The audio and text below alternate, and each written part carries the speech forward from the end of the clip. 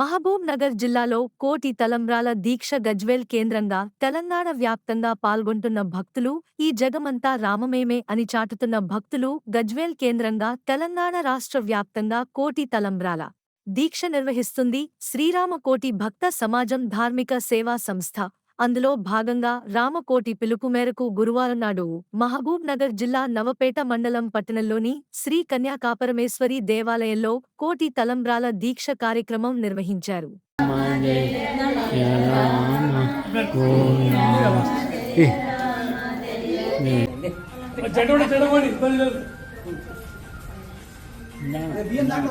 Jai Shri Ram Jai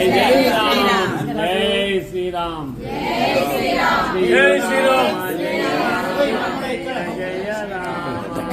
Jai Shriram Jai Shriram